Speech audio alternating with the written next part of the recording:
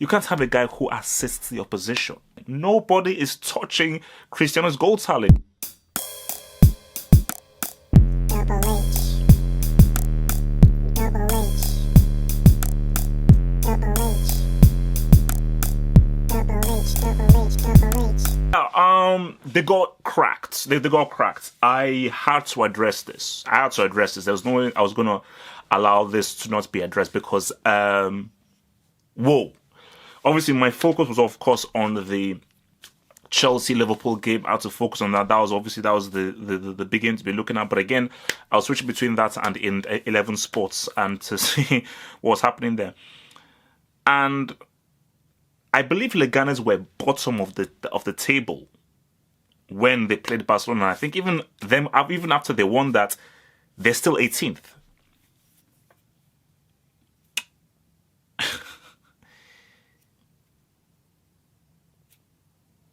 I switched to Real Madrid because I didn't even know what the score was, but I had rumblings.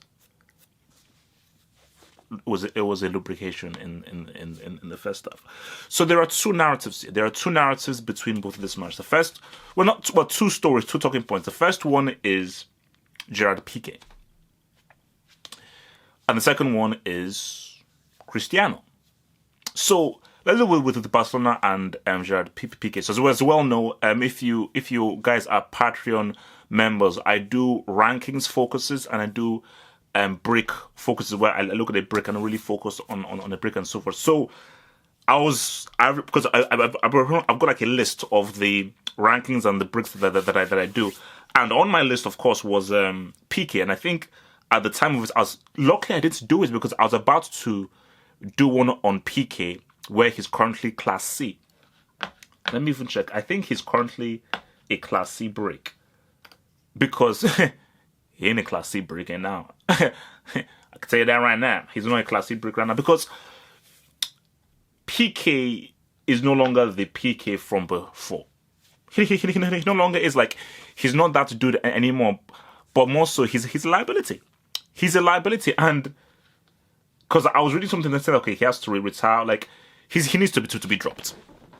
That's just the reality of the matter. Like, dude needs to be dropped. So, there is nothing more to be said here. Wait, what the hell am I? Oh, so let me just see. So, yeah, he's currently Class C. So, as of right now, tell me, is he Class B or is he a Class A brick? And guys, let's just be real here because let me just explain about the whole brickness. A scholar is useless. He's literally useless. As in, he cannot do anything right. He's useless. A Class A brick is crap. He's crap. He can still somewhat function, but he's crap. A Class B brick is pretty damn bad. He's pretty damn bad, but he's okay, but you can say it's bad. A Class C brick is okay. This guy's he's making multiple mistakes. He still plays okay, but he's making multiple mistakes. So he's not a Class C brick. The question is that is he a Class A brick or is he a Class B brick? But I think for Barcelona, man, let's be real. You can't have Piqué in the defense. You can't have a guy who assists the opposition. What's it called? Is it like back in the Cold War days? That's what's called like espionage.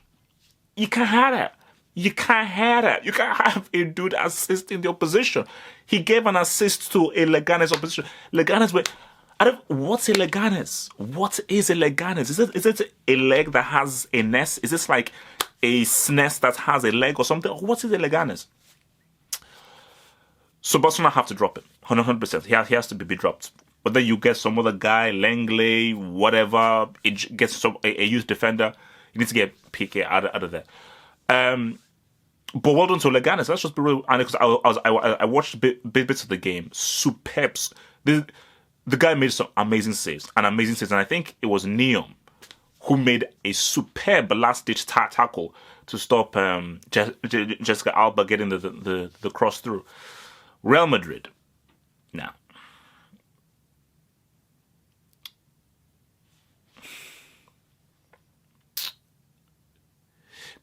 you see, what happened to Real Madrid should have happened to them against Bilbao.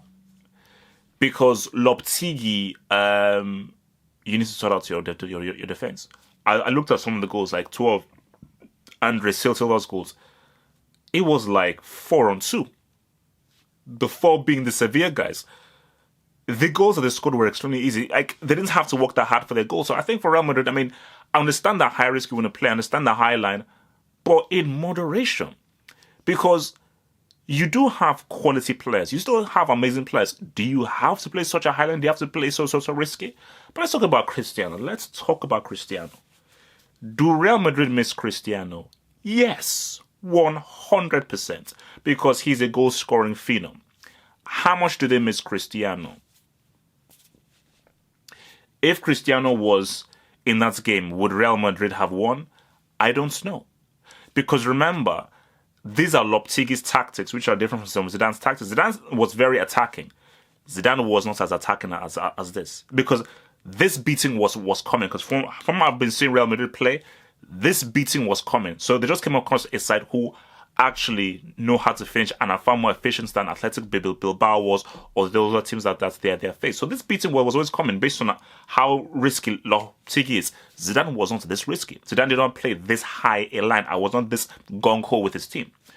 So if Cristiano had played, maybe it's 3-2, maybe it's 3-1, but they still lose because Cristiano ain't a defender. So yeah, he'll score one or 2 goals, but they will still concede 3 goals because that's the tactics that Lopetegui plays. So you guys say, oh, if Cristiano had played, they would not have lost. No. But, of course, Real Madrid missed Cristiano. Are you crazy? Because ain't nobody's getting Cristiano's goal tally. Then it's not happening. Nobody is touching Cristiano's goal tally. Benzema ain't touching it. Actually, for me, I say beast mode is more dynamic than Cristiano. Beast mode is not touching Cristiano's goal tally. It's not happening. It's not it. Because his goals that he scores, long range shots, whatever, are massive. And this goes back to what I said before. Why didn't you go for Eden Hazard? Obviously, it's great that Eden Hazard is with Chelsea because he's now lighting up the Premier League and he's showing everybody that, you know what's up, let's ride. Put me into top 3. But for Real Madrid, you really were going to go into a season without having a replacement for Cristiano. Because again, if Eden Hazard plays in that game, do they win it? Probably not, because again, Eden Hazard into defender. But long run, long term, Real Madrid, they had to get an Eden Hazard. You have, because it's obvious that this team, they need another element. They need another element. Because beast mode is carrying a lot of that weight. Asensio is a youngin. Asensio is quality, but he's a youngin. You need another 26, 27-year-old finished article, which is what Eden Hazard is and beast mode is. Asensio still has an upside. He's still improving. Benzema is Benzema. Okay.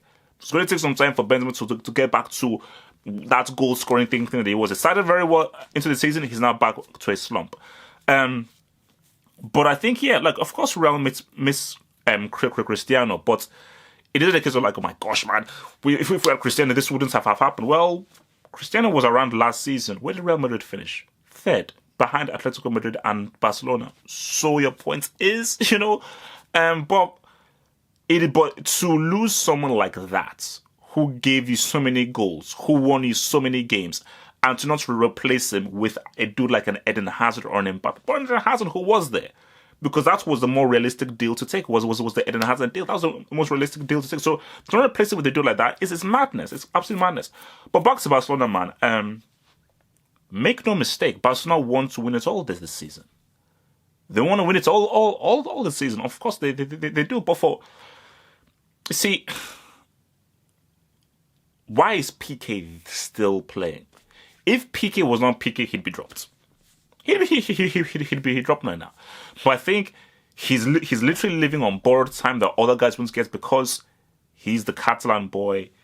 He was a major part of Barcelona's success, major part of Spain's success, and so forth. That is why he's still keeping his role. Because if fair is fair, PK, you can't be in there. But remember, for Barcelona, look, man, there are more mistakes in PK. Because same thing happened to John Terry, same thing happened to Marcel Desailly, same thing happened to Cannavaro, that once you lose your legs, you lose your positioning, it just comes to a point where you just don't have it anymore. It just comes to a point where we don't have it anymore. So for Valverde and Barcelona, you've got to be very careful, man, because I told you, man, Barcelona have the team to win the treble. 100% they have a team to win the Champions League. The way that Messi's playing, Dembele and so forth, they have the team. They just came undone against Leganes because again, they could have gotten a draw or even a win. You just got you played a team at their crib who were super inspired, were super fired up. Because come on, everybody's fired up to play Barcelona, but I think they were just especially fired up to play against them. So, and even so with Messi, 3, 4, 5 guys around it. They were like, you know, what's up? No. So they congested the defender where they put guys, and that keeper had a mad game. And also mad game. So that's the reality of the situations. But PK, is it over?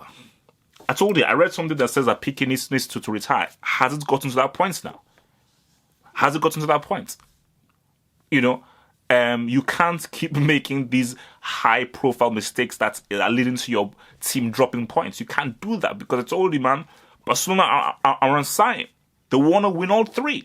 And you can't win all 3 when you've got a breaking defense. It can't happen. I'm sorry. It doesn't work like that. You know, Gerrard has to realize it does not work like that. You cannot be a brick like that. So, it makes things very interesting in La Liga because what I want is for this to be a great title race. And I would love for Atletico to be that third screw. So what would be amazing for La Liga is if this is a 3-horse race. So what Leganes did was amazing. Amazing. It's insane for them to beat Barcelona. For a team like that who are right down at the bottom of La Liga table. And wait, aren't they recently promoted or something? So for them to do that is absolutely amazing. And for Real Madrid, man, Tigi, bro, you've got to change your tactics. You've got to change things around. And where's Vinicius Junior, man? Where he at? You know, bring some new blood in there, you know. But I think he has to sort out the defensive pattern and the defensive line of the team. Because Sevilla are known to be one of the best teams at their crib. They're one of the best teams at the crib. You can't go to Sevilla's crib and play like that. That's been arrogant. That's been arrogant. You have to have somewhat of some respect to, like, we are nowhere Real Madrid. These guys are amazing at home. They're amazing at home. So let's just be real. But shout out to Andre Silva, man. You know, maybe because he was a complete flop and a loser at AC Milan. Maybe he's become a lot better right now at Sevilla. Peace. Thank you for watching this video. Think about pledging and become a Half Football Hot patron. Pledge an amount each month and gain access to exclusive videos from your boy, the Football Hot, for more analysis. Peace.